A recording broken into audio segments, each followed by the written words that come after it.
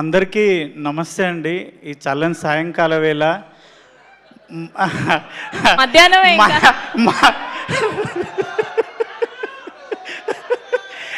మనందరి సినిమా ఇరుముడి 6 ఏళ్ళ పాప నుంచి 60 ఏళ్ళ ముసలి వరకు ప్రతి ఒక్కరు థియేటర్కి పోయి చూస్తురన్న. ఎవరన్నా మా ఇంటి పక్కన రామ్లక్ ఉంటుంది, ముసలామే మా పోరడు అన్నాడు, నాయనమ్మ 4 రోజులు అయితే ఫోన్లు వస్తుంది చూడొచ్చు అంటే, అరే బాడక అది సినిమా ఆ థియేటర్లో చూసే సినిమానంట, ఫోన్లలో చూడొద్దంట, థియేటర్లో చూసే సినిమానంట అని ఒక ముసలామె అన్న, ఒక 55 ఏళ్ళ ముసలామే ఆ మాట అంటుంది. ఆమె కూడా థియేటర్లో చూడాలనుకుంటుందంటే మన సినిమా ఎంత గొప్ప సినిమా అన్న, ఎంత గొప్ప కథ అన్న. ఇన్స్టాలో మొత్తం సినిమాను మొత్తం రివీల్ చేసేసారన్న. అయినా సరే ఏ ఒక్కరు కూడా ఎంత రివీల్ అయినా సరే ప్రతి ఒక్కరు సినిమాని థియేటర్లోనే చూడాలి, సినిమాని థియేటర్లోనే చూడాలి అన్న. నిజంగా చెప్తున్నా, అప్పుడెప్పుడో ఒసే రామలమ్మ సినిమాలో ఒసే రామలమ్మ సినిమాకి మా ఊర్లో లైన్లు కట్టి ఆడ మొగ అమ్మ నాయనమ్మ పిల్లలు అందరు పోయేది. మొన్న చూసినన్న ఏ సినిమా అయినా షాద్నగర్లో ఒకటే థియేటర్లు వేస్తారు, 3 థియేటర్లో 4 రోజులు హౌస్ఫుల్ ఉంది. ఇప్పటికీ టికెట్లు లేవు. అందరు నాకు కాల్ చేస్తున్నారు, అరే నువ్వు చేయొచ్చు కదా, నువ్వు అరే నాయన అవి అట్లుండేరు అయ్యా, అందులో బుక్ చేసుకోవాలని చెప్పుకుంటున్నా. అంత గొప్ప సినిమా. ఇంకోటి సార్, నీకు నేను నా భార్య నా పిల్లలు నేను సచ్చే వరకు శివనిర్వాణ సార్ను మర్చిపోతే నేను మనిషినే కాదు. ఎందుకంటే నేను ఒక 18 ఏళ్ళు అయింది ఇండస్ట్రీకి వచ్చి, ఒక 12 ఏళ్ళ నుంచి ఒక లేడీ గెటప్లో బతుకుతున్నా. కొమరక్క అనే గెటప్లో, కొమరక్క అనేది లెజెండు, ఆమె తోపు, ఆమె నేను కాదు సార్, ఒక గెటప్ మాత్రమే.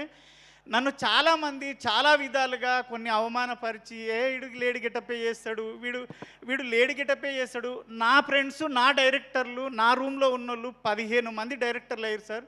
వాళ్ళు ఒక్కరు కూడా నా గురించి ఆలోచించలేదు సార్. నేను ఎంత చేస్తున్నా వాళ్ళకి తెలుసు. కానీ మీరు నా అన్న కాదు, నా తమ్ముడు కాదు, మీరు నాకు పరిచయం లేదు, ఎందుకు ఇచ్చారు సార్? నాకు 3 రోజుల నుంచి ఒక్కటే ఫోన్ మోగుతుంది. నా పిల్లం ఎప్పుడు నాతో సంతోషంగా లేదు.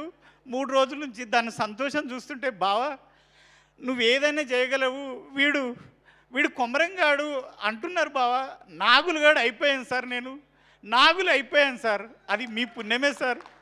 నిజంగా నా భార్య చెప్పమన్నా సార్, మీ పాదాలకు వందనం చేస్తున్నా సార్. ఎందుకంటే నన్ను వీడు ఏదైనా చేయగలడు అని నాకు ఉంది సార్. నాకు ఎవ్వరు ఇవ్వలేదు సార్ 18 ఏళ్ళల్లో.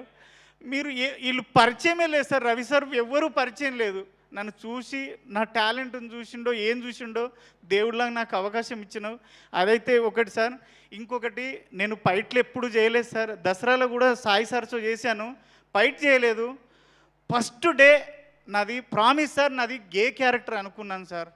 నన్ను ఒక లేడీ గెటప్ వేస్టోని పిలుస్తున్నాడు అంటే ఏదో గే క్యారెక్టర్ ఏదో అనుకున్నాను. కానీ వచ్చే సార్ నాకు రెడ్ షర్ట్ వేసి గెటప్ వేసి నువ్వు రవి సార్ గల్లబట్టి కొట్టాలంటే ప్యాక్ అయినాయి సార్. నా తోటి కాలే సార్,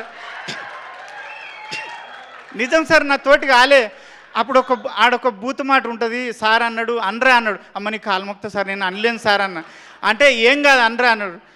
మీరు వచ్చేటప్పటికే నేను చెమటలతో తడిసిపోయినా సార్. మీరు అనుకున్నారు ఆ స్ప్రే కొట్టారేమో అనుకున్నారు సార్.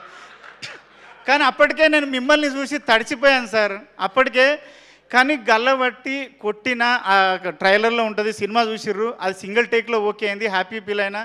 తర్వాత ఫైట్ జరుగుతుంది. నేను 42 సినిమాలు చేశాను సార్. ఏ హీరో కూడా నాకు ఇంత కంఫర్ట్ ఇవ్వలేదు సార్. మీరు ప్రతి దగ్గర ఏం చెప్తున్నారంటే, అరే చూసుకున్నావా ఓకేనా ఫైటు, ఓకేనా ఫైట్. సార్ నేను అంత అద్భుతంగా ఫైట్ చేయడం ఏంటి సార్? ఎన్ని ప్రొడక్షన్ హౌస్ల నుంచి నాకు ఫోన్లు వచ్చినాయి సార్. ఈ 3 డేస్లోనే ఒక 7 ప్రొడక్షన్ హౌస్ల నుంచి నాకు కాల్స్ వచ్చినాయి సార్. ఒరే నువ్వు నాగులుగాడేనా, ఇంత కుమరకంటే మేము నమ్ముతలేం రా నాయన, మతిపోతుందిరా నాయన అని. అదంతా మీరు ఇచ్చిన ఇదే సార్. ఆది కూడా సార్, మీ ఫైటరు ఆదినారాయణ మీ గురించి చెప్పి చాలా సపోర్ట్ చేసిండు. మీకు నిజంగా సార్ ఒక్కటైతే గ్యారంటీ చెప్తా, మన ఇండస్ట్రీలో కాదు ఎక్కడైనా 100 మంది హీరోలు ఉంటే 100 మందికి 100 రకాల ఫ్యాన్స్ ఉంటారు. కానీ ఆ 100 రకాల మంది ఫ్యాన్స్, 100 హీరోల ఫ్యాన్స్ ఒకే ఒక వ్యక్తిని ఇష్టపడే వ్యక్తి మన రవితేజ సార్. ఆయనకు సపరేట్ ఫ్యాన్స్ ఫాలోయింగ్ అంటూ లేదు, అందరు హీరోల ఫ్యాన్స్ కలిసి ఇష్టపడే మనిషి ఆ సారు.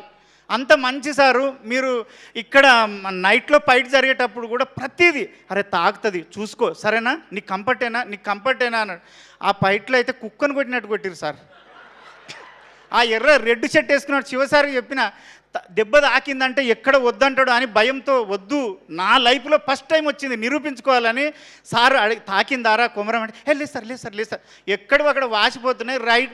ప్రతిరోజు ఆ 4 రోజులు డోలో వేసుకొని పండుకున్నా సార్, మందు అలవాటు లేదు, మందు ఉంటేసి కానీ డోలో వేసుకొని పండుకున్నా కంపల్సరీ. కానీ మీ మంచితనం ఏంటంటే దెబ్బ తాకిన ప్రతిసారి వచ్చి అరే సారీ రా తాకిందా అంటే ఏందాక లేదు సార్ ఏందాక భయము.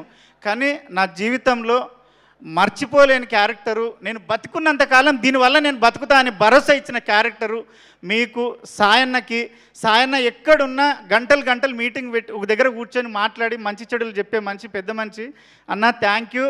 వల్లి గారికి, మన కో డైరెక్టర్ సురేష్ అన్నకి, ప్రతి ఒక్కరికి 24 క్రాప్లో పనిచేసిన ప్రతి ఒక్కరికి, రియల్ సతీష్ మాస్టర్కి, డిఓపి సార్కి, ప్రతి ఒక్కరికి థ్యాంక్ యూ. ఆ టీచర్ అమ్మ నీ గురించి మా వదిన మా భార్య అందరు ఏమన్నారంటే తప్పుగా అనుకో సార్, ఉన్నట్టు చెప్తున్నా, అది ఆ టీచర్ అమ్మ మీద రాక్షసి ఉన్నట్టున్నది దాన్ని చంపుండ్రు అన్నారు. అంటే నీ మీద అంత కోపం వచ్చింది జనాలకి అంటే మీ ఎంత సక్సెస్ చేశాం సార్, అసలు ఎంత సక్సెస్ చేశాం.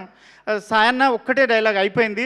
మీరు లాస్ట్లో మీరు రవితేజ్ సార్ తోటి ఒక్కసారి మా భార్యను పాపకి చెప్పొస్తా అంటే సార్ అయిపోయింది ఇంకా లేదు. మీ అందరికీ థ్యాంక్ యూ. ప్రొడ్యూసర్లకి అందరికీ, అనంత శ్రీరామ్ గారికి thank you so much sir. మీ అందరికీ పాదాభివందనం చేస్తాను. మాకు అర్థమైంది మీ ఆనందం అంతా కూడా. కంగ్రాచ్యులేషన్స్ మీకు. ఎస్ కమాన్ రాఖీ గారు, చాలా ½ మినిట్లో మాట్లాడాలి మనం ఇప్పుడు.